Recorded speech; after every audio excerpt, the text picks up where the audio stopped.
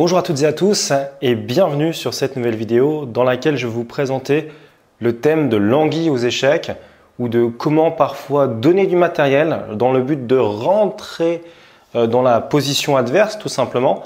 Eh bien c'est le thème de cette vidéo et on va voir comment Capablanca va réussir en 1924 à New York face à Tartakover à utiliser ce thème-là et à gagner sa partie en finale. Et dans cette partie, ce qui est extraordinaire, c'est que Capablanca ne va pas hésiter à donner plusieurs fois du matériel pour pouvoir créer un réseau de maths avec l'activation de son roi. On pourrait repartir sur un thème que je travaille assez régulièrement avec mes élèves qui est le roi mène l'attaque de maths. Donc tout ça c'est rendu possible parce que le roi noir sur F8 est confiné à la bande par la tour H7. Et donc on va voir que ici, eh bien, on va créer des réseaux de maths qui vont être très difficiles à parer. Et au final, ça va nous conférer un avantage qui va être déterminant. Roi G3, pour venir activer le roi dans la zone de jeu et aller menacer mat. Donc tour prend C3 échec, et on peut monter et gagner du terrain pour se rapprocher de l'objectif qui va être la case F6 ou encore G6, suivant la position du roi noir et de la tour.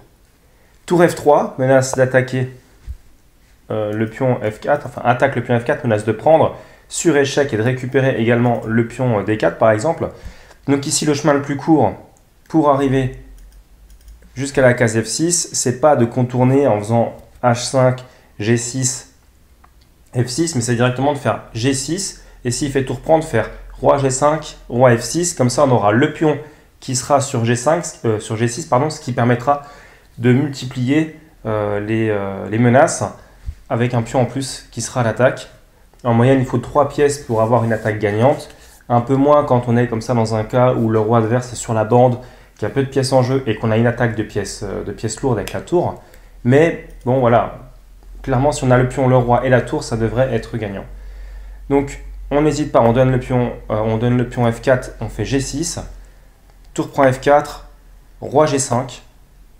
Et maintenant, les noirs doivent très vite revenir protégés sous peine de se prendre un mat du couloir classique, donc tour E4. Roi F6, allez, on menace mat avec tour H8, vous allez comprendre pourquoi le coup de tour E4 a été joué. Donc roi G8 pour parer la menace de mat sur H8. Tour G7 échec ou intermédiaire qui est extrêmement fort. Roi H8, on confine complètement le roi là-bas sur la colonne H, enfin sur la case H7 en fait, H8 pardon, donc tout à l'arête de l'échiquier. Et ici, on fait tour prend C7 et on va simplement se contenter de prendre du matériel en menaçant évidemment le petit mat du couloir ici. Donc tour E8 forcé, d'où l'idée tour E4 pour jouer tour E8 et défendre. Et maintenant, roi prend F5. Donc les blancs ont retrouvé l'égalité matérielle et la lutte va être donc féroce pour gagner, pour récupérer en fait un petit peu de jeu avec les noirs, puisque c'est vrai que le roi est très mal placé et il y a toujours des menaces qui peuvent arriver, de plusieurs types d'ailleurs, qui peuvent être déterminantes. Donc ici tour E4, attaque le pion, on va essayer de récupérer un petit peu de matos, mais après roi F6, la menace de mat est de nouveau de mise puisqu'on contrôle la case G7. Tour F4 échec, roi E5. Donc on repasse en fait dans le jeu et on va pouvoir avec les blancs capturer du matériel. Donc tour G4 pour essayer de capturer le pion. Et là en fait, je vais vous poser une question. Avec les blancs, comment est-ce que vous joueriez cette position ?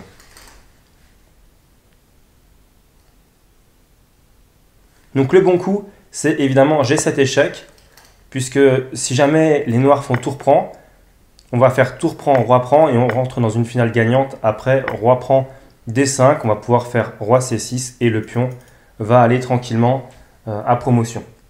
Donc après G7 échec, Tartakover va jouer roi G8 et rentrer dans une finale perdante mais technique. Après tour prend A7, excellent coup puisque cela protège le pion A4. On a tout le temps en fait de jouer roi prend D5, puisque si jamais par exemple il fait tour G5, on va pouvoir jouer le coup roi F6 qui protège G7 et qui va menacer tour A8 et tour H8 mat ou promotion, enfin des choses comme ça qui peuvent arriver. Dans tous les cas, on a le temps pour prendre le pion D5 et on veut essayer de protéger le pion G7 avec le roi. Mais pourquoi donner du matériel? Tout simplement, c'est dommage. Autant prendre déjà ce qu'on peut gratuitement. Donc ici, tour G1, roi prend D5. Donc on a déjà 2 pions de plus avec les blancs. Et tour C1 pour essayer de couper le roi de la colonne C pour pas qu'il puisse venir prendre le dernier pion et gagner. Mais évidemment, la partie est déjà complètement perdante puisqu'on a le pion D qui va directement à dame. Donc roi D6, tour C2, D5. Donc tour C1, bon là c'est des coups d'attente, il ne sait pas quoi jouer. Avec les noirs, il n'y a pas de plan en fait de défense correct. Et maintenant tour C7, donc on conteste la colonne C, on va pouvoir déplacer le roi et tout simplement pousser le pion, aller à dame, sans problème. Donc tour A1, roi C6 libère le passage pour le pion qui pourra aller sur D8. Tour prend A4 et après D6 c'est perdu. Pourquoi?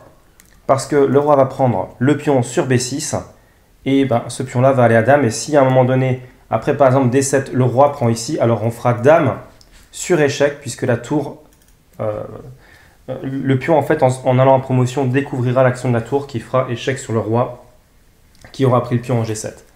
Voilà, donc c'est la fin de cette vidéo. J'espère qu'elle vous a plu.